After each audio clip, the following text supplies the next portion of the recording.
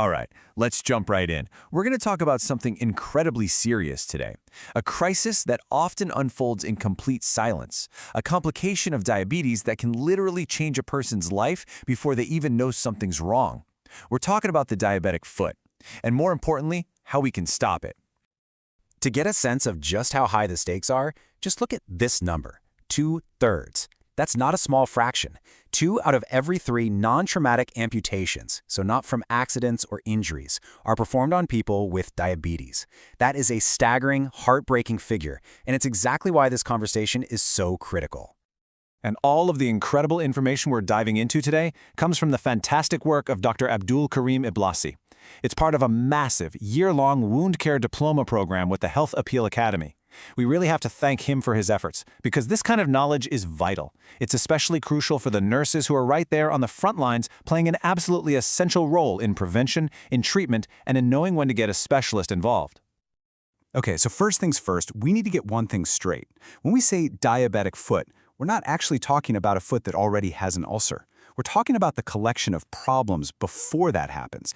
It's the antecedent, the high-risk environment that gets created first. And understanding this difference is everything, because this period, right here, is our window of opportunity to prevent the crisis from ever happening. So here's how we're going to break it all down. First, we'll look at why this is such a silent, sneaky threat. Then we'll dig into the 2 main pillars that cause all the damage. First, nerve damage, and second, poor circulation. We'll see how those 2 combine into a perfect storm for infection. And finally, the most important part, how we can fight back with modern management. So, what makes it so silent?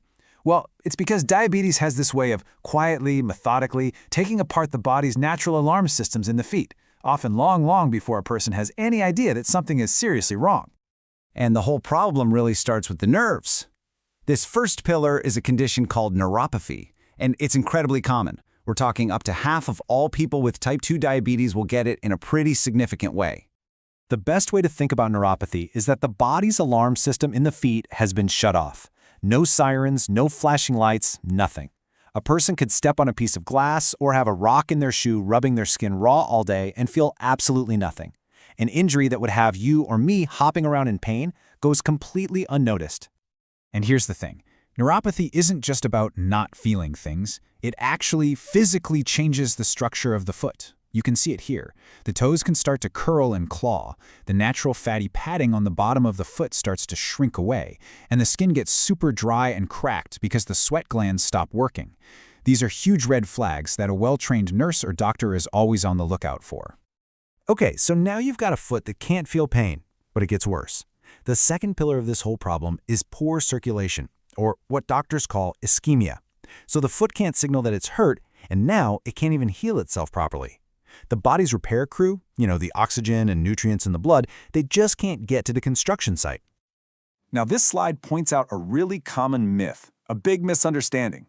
A lot of people think the circulation problem is in the tiny, microscopic blood vessels. But Dr. Iblasi's work is crystal clear. In the diabetic foot, the main villain is large vessel disease. It's basically atherosclerosis, plaque building up in the main arteries of the leg. That other thing, microvascular disease, that's a real problem for eyes and kidneys in diabetes, but it's not the primary issue here.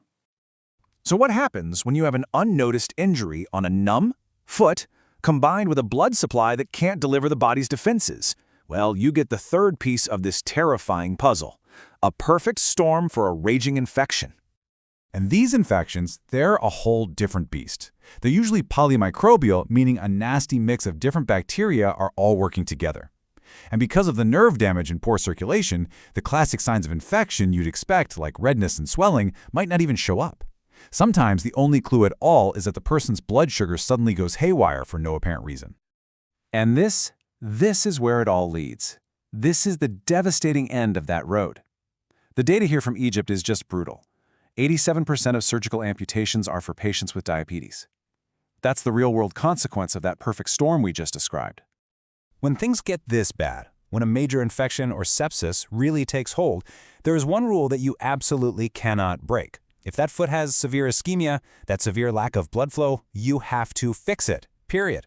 Because as it says right here, if you don't restore that circulation, everything else you try, all the antibiotics in the world, is guaranteed to fail.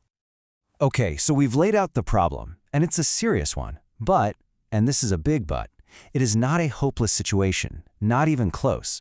Now that we understand the enemy, let's talk about the solution. Let's talk about how we fight back.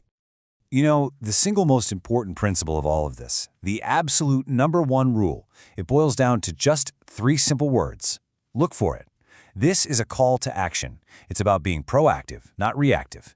It means patients doing daily self-checks, and it means healthcare professionals, especially nurses, doing a thorough foot exam every single chance they get. And for those severe infections, doctors aren't just guessing. There is a clear, life-saving game plan. Step 1, you have to drain any pus, and you do it urgently. Step 2, you remove all the dead, necrotic tissue. Step 3, you immediately check the perfusion, how much blood is getting to the foot. And step 4, if it's not enough, you have to revascularize, restore that blood flow as early as you possibly can. It's a logical, proven sequence.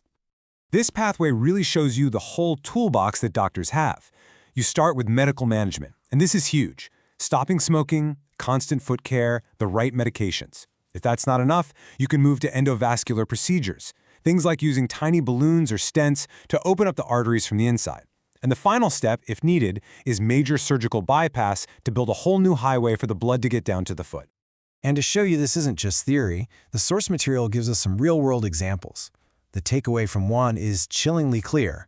A 52-year-old man, a smoker with diabetes, he went down this whole path. He needed major bypass surgery, and even after all that, still ended up with a partial amputation. The risk is not an abstract number. It's very, very real.